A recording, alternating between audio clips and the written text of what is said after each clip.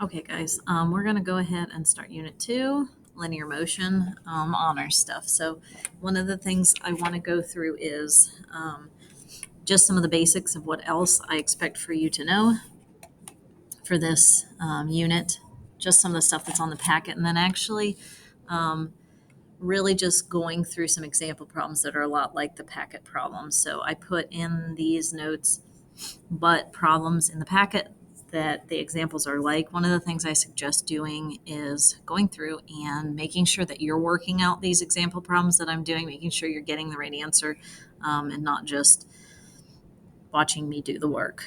So that will help solidify actually working through the problems. So at the beginning of your packet, it talks about some extra stuff that you need to know. It's not really extra stuff, it's just a different level of the material you already need to know. So the first thing is just a more complex problem understanding when it comes to displacement, velocity, and acceleration. So there's all different problems that we're going to be working on in class, but there's a lot of advanced problems that you should be able to do. So this will help give you some practice. And I have even more practice if you'd like more than just this. One of the things that I like to check for understanding of is, can you rearrange a complex equation in order to solve for unknown variables? So I'll show you what I mean on one of the example problems. It's actually a more simple example, but it's just, it's rearranging an equation that has multiple variables in it so that you have the unknown variable on one side and everything else on the other side. And then I'm going to show you how to use the quadratic formula in order to solve. And this is usually in time problems when you're solving for the amount of time that there is. And I'll show you what to do as far as, or explain what to do as far as a program in your calculator to do that, unless you just want to use quadratic formula. And then this last bullet point should say understanding complex examples involving relative velocity, which is going to be this first one. Relative velocity is a very easy concept for us to understand, but relative velocity in terms of complex examples is what you need to understand. Okay, so again, as I work through these, it's not a bad idea to have a sheet of paper out and just try and work through them yourself. Okay, so when it comes to relative velocity, and this example is going to be similar to problem number 1 in your packet. So we have a car that's traveling 88 kilometers per hour. It's 110 meters behind a truck traveling at 75 kilometers per hour. How long will it take for the car to reach the truck? So I like to draw examples, like kind of draw out what's going on. So you have the car is traveling at 88 kilometers per hour, and it is 110 meters behind a truck that's traveling at 75 kilometers per hour. So the first thing that I notice is I have kilometers and I have meters and I have hours. That doesn't even, I mean, not that hours doesn't make sense, but one of the things that I generally say to convert to is meters per second. So it's a good idea to convert any units that they give you to meters per second. Now, if I were given this distance in kilometers rather than meters, I might go ahead and just keep everything the way it is and solve for hours, the amount of time in hours. But since I have mixed units, I'm just going to go ahead and go back to the standard of meters per second.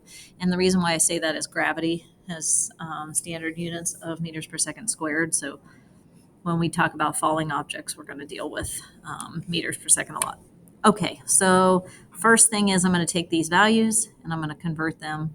I'll do this over here, 88 kilometers per hour. So I have kilometers to meters and hours to seconds. So 1 hour is 3,600 seconds. 1 kilometer is 1,000 meters. So when I do the math for that, I get 24.4 meters per second. And what you'll notice is anytime you're going from kilometers per hour to meters per second, you will, and if you look at what we did here, we basically had 1,000 over 3,600. So basically what we're doing is 1 over 3.6. We're dividing by 3.6. Anytime we go from kilometers per hour to meters per second, which happens a lot in a lot of example problems with physics, you just divide by 3.6. I mean, if you want to do the bridge the whole time, that's fine too. So I'm just going to take that knowledge and take 75 kilometers per hour divided by 3.6, and I'm going to get 20.8 meters per second for the velocity of the truck. All right, so I have my two velocities, the car and the truck. So sometimes we sub things. So we have the car, the velocity of the car is, especially when I have more than one velocity, and the truck.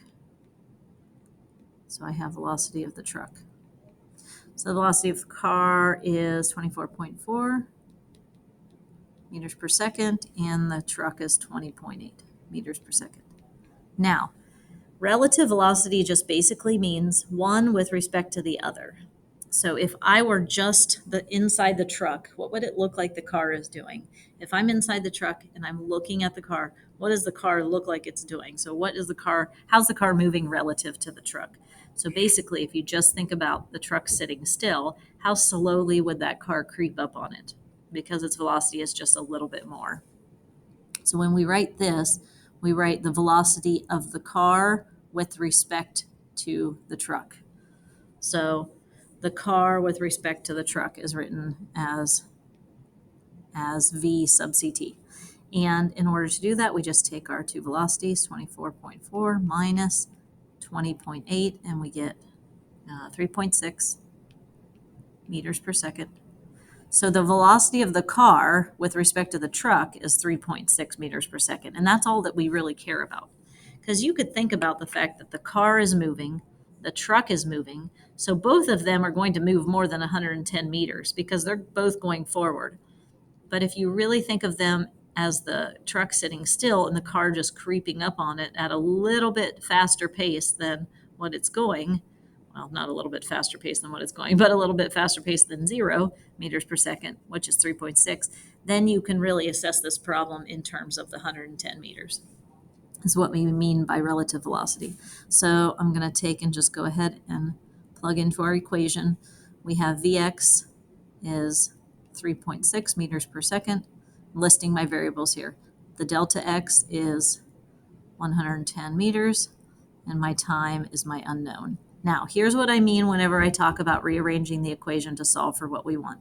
We know, and this is going to be a very simple example, understand, that velocity in the x direction is equal to the change in position over the change in time. So instead of just plugging in my numbers and then rearranging everything, I'm going to go ahead and solve for time. Time is equal to delta x over Vx. That's me rearranging it and solving it for time. And then all I have to do is just plug in my numbers. My 110 meters on the top and my 3.6 meters per second on the bottom. And then I end up getting 31 seconds. So it's going to take 31 seconds for that car to travel the 110 meter distance, because basically they're both moving together, except for the car is going a little bit faster. So the only distance that it has to cover to catch up to the truck is the 110 meters, which is our delta x value. And it is traveling at 3.6 meters per second faster than the car. So I hope that makes sense. That's a relative velocity problem. Now, these vehicles are traveling the same direction. Obviously, we have things that can travel in opposite directions, but that's for another time. And again, that's going to be like example problem number 1. All right, so our second example is with falling objects. So we have, this is similar to problem number 6 and problem number 10. So when it comes to falling objects, we've talked about gravity being negative. But really, here's what I do as far as falling objects. If I had a cliff and somebody takes an object and they drop it off the cliff and all it's doing is just falling straight down, it's not going up first into the air, it's just falling straight down, I would make downward the positive direction, because I know the only motion that's happening with that object is downward. However, if I have the same situation, a cliff, but I have the object traveling up and then down, I'm probably going to call down negative because I know that the object's going to go up in the positive direction first before it goes down. So usually when there's just one direction, meaning just down or just up, I'll signify that direction as positive. But when there's two directions, like it's going to go up and come back down again, I'll go with the traditional down as negative. With that said, however, this problem, I'm just explaining that ahead of time. With this problem that we're working on now, we have a baseball that's hit nearly straight up into the air with a speed of 22 meters per second. We have two questions. How high does the ball go? And how much time does it take for the ball to reach a height of 12 meters above the point where it was hit? So if I were drawing a picture of the motion that's happening, here's the ground. I'm just going to say it's hit from ground level because that's a point to measure from, which we know doesn't really happen in real life, but okay, the object goes up and then it comes back down again. Now I'm drawing it as a parabola. However, it's nearly straight up, so it's actually just going up and then coming back down again. But I can visually see this a little bit better if I draw it as this shape, but it is really just going up and down. So it is traveling at 22 meters per second to start with. Of course, we know gravity is working on it, and then we want to know how high does the ball go. So essentially, they're asking for this value right here, this delta y. That's our unknown. We do, however, know something else about this. We know right here at the top of the path, the velocity is equal to 0 meters per second because it's just suspended up there at the top. It slows down as it goes up, it stops at the top, and then comes back down. So with that said, I'm going to cut the path of this motion in half, and I'm only going to look at half of it because then I know the velocity starting, I know the velocity ending, and I have a height. So to answer part A, how high does the ball go? We know that our initial velocity in the y direction is 22, and I'm going to make up positive. It's always a good idea to jot that down. All right, upward is the positive direction. That way you get everything sorted out. 22 meters per second. I know the final velocity in the y direction is 0 meters per second. I know that gravity is negative 9.8. Important that I put that negative value because downward is negative. And then, I have, let's see. My goodness. Sorry, guys. Then I have my delta y. That's what I'm trying to figure out. And that's about all I have. I don't have time or anything of that nature. That's what I'm figuring out in the next one. So I go ahead and look at what equation works best. So I have vy squared equals vy naught squared plus 2g delta y. Then I plug in my numbers. I have 0 squared equals 22 squared plus 2 times negative 9.8. Then I'm solving for delta y. Okay, so then when I plug in all those numbers and go ahead and do that on your own, make sure you get the same answer as I do. The delta y value is 25 meters. Okay, that's the answer to part A. That means that this goes up 25 meters into there. 25 meters. All right, so question number 2, or part B, is asking us. Part B says, how much time does it take for the ball to reach a height of 12 meters above the point where it was hit? So 25 meters is its total height, 12 meters above the point where it was hit. We can't say that's halfway up because it's not halfway up. So not that that matters anyway. We don't know how much time it takes to get all the way to the top. So 12 meters up is going to be somewhere right here. Let's say that's about 12 meters. So really, if you look at it, 12 meters is at two places. 12 meters is 12 meters on the way up, then it gets to 25, and then it comes back down and hits 12 meters again. So really what I should get out of this is 2 different times. It's going to hit 12 meters on the way up, it's going to hit 12 meters on the way down. But let's see if it follows suit with that. So let me list my variables. Now remember, We're not going all the way up to the top anymore, so I'm not going to include the final velocity to be 0. So you don't have to carry over the same variables from solving one problem to the next. It is important that you know, though, that the initial velocity is still 22 meters per second. It's still hit with that speed. We just don't know the velocity when it gets to 12. We have no idea how fast it's going when it gets to 12 Vy. That's unknown. But let's see, maybe that's not even something that we care about because we're asking for how much time, not for what's the velocity at that point. We have gravity, negative 9.8. Again, I'm making positive upward. And then I have my initial position is 0 meters and my final position is 12 meters. And I want to know time. Now, because I have two unknowns here, I'm going to just cross off the y final velocity. I don't need to know that for any reason, and that's just going to confuse me if I leave it as part of my variable. So if I look and see what I have here, the equation that makes the most sense to use is y equals y naught plus vy naught t plus 1/2 g t squared. All right, so I'm just going to plug in my numbers.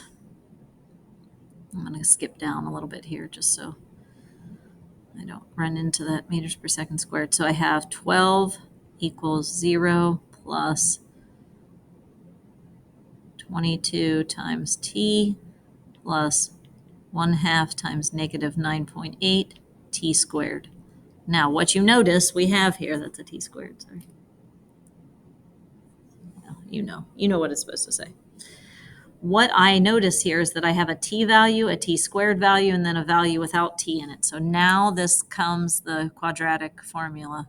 So with quadratic, I'm getting 0 on the left side and everything else on the right side. So I have negative 12 plus 22t minus 4.9 t squared. So I have my a value, my b value, and my c value. Okay, it's not traditionally set up the way it should be set up. Like it's usually flipped, you're reading left to right, but hopefully you can see where I can either plug into the quadratic formula or, for example, my calculator, graphing calculators are programmable with quadratic equation solver.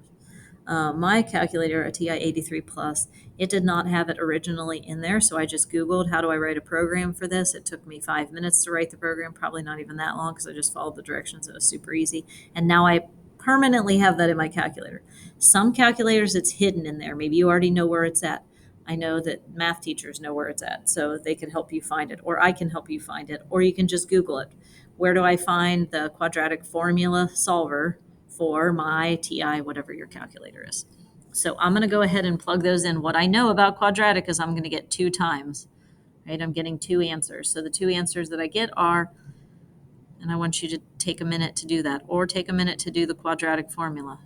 I just think it saves so much more time if you get the quadratic formula solver in your calculator. Again, ask me. You might have it, and I can just show you where it's at if you have a more updated calculator. Or I can tell you straight away, okay, you don't have it in there. You need to program it in. And then your other value is 3.9. Now, what does that mean? That means 0.64 seconds and 3.9 seconds. Well, does that make sense? Absolutely makes sense. On the way up, it's 0.64 seconds. It's going to hit this point right here at 0.64 seconds, then it's going to go up to the top, and then as it falls back down, almost 4 seconds later, it's going to hit 12 meters on the way back down. So you would give me 2 answers. Now, I'm going to caution you. If you do quadratic and you get out one negative time and one positive time, throw out the negative time, obviously, because we can't have negative time. You only get one answer for some of them, but you may at some point get a positive and a negative time out, and you just need to throw away the negative one. Okay, so I hope that makes sense. This is going to help you with problem number 6 and potentially number 10. Hopefully it follows, it kind of guides you in the direction to solving those problems. This is not a falling object problem, sorry. It's not supposed to say that. This is a car driving down the road problem. This is, however, similar to number 8 and could help you with number 9 as well. So let's go ahead and work through this one. This is just a general displacement problem with an object that's speeding up, and then slowing down. So we have a car starting from rest. It accelerates at a rate of 1.5 meters per second squared for 8.2 seconds. Then it puts in cruise control for 35 seconds. Then it suddenly has to brake for the next red light with an acceleration of negative 5.5. This little negative is supposed to go down here, negative 5.5 for 3 seconds. What's the total displacement of this car? Obviously driving on Main Street. So basically we have a car sitting at a red light. The light turns green, it accelerates. Once it gets to the speed limit, it cruises along for 35 seconds, but then ahead of it, a light turns red. They need to put on their brakes and decelerate or slow down. So we have 3 motions here. Positive acceleration when it's speeding up. We have cruise control. And we have negative acceleration or deceleration in this case, which remember are not always the same thing. Okay, and then they want to know what's the total displacement. So it's going to displace something while it's accelerating. It's going to displace something while it's cruising, and it's going to displace something while it's decelerating. And we need to add those all up to get its total acceleration, total displacement. Okay, so I'm going to treat, again, each one of these individually and solve them separately. So we have positive acceleration. I'm going to list my variables. I'm starting from rest. So again, we're working in the x direction. Initial velocity is 0 meters per second. I have the amount of time to be 8.2 seconds. And I have the acceleration in the x direction to be 1.5 meters per second squared. And it wants to know what is the displacement. We need to know what the displacement is. So I'm just going to work with my very first equation, which is, no, not very first equation. I think your middle equation. We have delta x is equal to Vx naught t plus 1/2 ax t squared. And again, this is 0 because my initial velocity is 0. So it ends up just being 1/2 times my acceleration, which is 1.5, times my time squared, 8.2 squared. So the displacement during this first interval is about 50 meters, 50.4 meters. All right, now we're moving on to the cruise control part, right? And for the cruise control part, we just have one piece of information, which is the time is 35 seconds. Now, acceleration is happening here. No acceleration is happening during cruise control. This is constant velocity. So we have to use the appropriate equation for that. And then, of course, we're accelerating again over here. All right, we have a time of 35 seconds, but in delta x is what we need to add up for displacement. But we also don't know the velocity in the x direction. So how do we know how fast we're going during this time interval? Well, we can use the information from the previous part. So over here in acceleration, we can use that in order to calculate what velocity we have. Okay, but I need to jump back into this part of the problem. So I had a Vx naught. I have Vx naught to be 0, but I need to find Vx in the first place. Well, if I use the rest of this data down here, I have the equation Vx equals Vx naught plus Axt, right? So I know my initial velocity is 0. I know my acceleration is 1.5. And I know my time is 8.2 seconds. So I can find out how fast it's going at the end of the acceleration time interval, because that's when you put the cruise control on. So the velocity that I can calculate from this is 12.3 meters per second. So you can't just stop at what we're doing with the acceleration stuff. This then gets brought down here, and that's how fast we're going when we're on cruise control. So 12.3 meters per second. And then I just go ahead and rearrange my equation, right? I know Vx equals delta x over t, delta t, I guess. And then I'm rearranging it because I want to solve for delta x. So I have delta x equals Vx times t. And then I just plug in my numbers, 12.3 times 35. And I find out that the displacement for this time interval is 431 meters. All right, so now I have 50.4 and I have 431 meters. Now I'm going to figure out how much, because I'm still traveling forward. The nice part about this problem is we're just going in a straight line. We're not turning around or anything. All right, so with the negative acceleration part, I know how much time, 3.0 seconds. I know the acceleration in the x direction is negative 5.5 meters per second squared. I know that I was traveling with an initial velocity in the x direction of 12.3 because that's what I came out of cruise control on. It's important that your velocity, because you're going forwards, is positive and that your acceleration is negative because it's going to be slowing you down. And then I want to know what's the delta x. Now, one thing you cannot assume is that we're stopping. It does not say, it says suddenly has to brake for the next red light to with an acceleration up. It doesn't say it comes to rest. It just says it has to brake for a red light.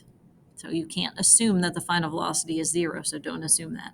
So the only variables that I have are these right here. So my delta x is equal to Vx naught t plus 1/2 ax t squared. So then I go ahead and plug my numbers in. 12.3 times 3 seconds plus 1/2 times negative 5.5 times 3 squared. And then I do the math for that, and I calculate my delta x for this value. I'm going to stick it up here because I ran out of room. Delta x, does not like this. Does not like the way I'm writing. Delta x equals, it should be 12, about 12 meters, 12.2 meters. All right, so I have 3 values here. I'm going to jot this up at the top.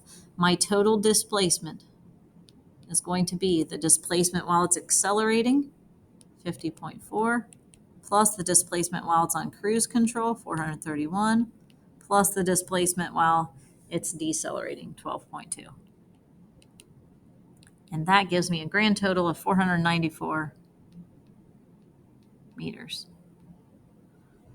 Now, I wouldn't round too much until you get to the end. I know I rounded off some of these numbers a little bit, but I would keep a couple extra digits until you get to the very end.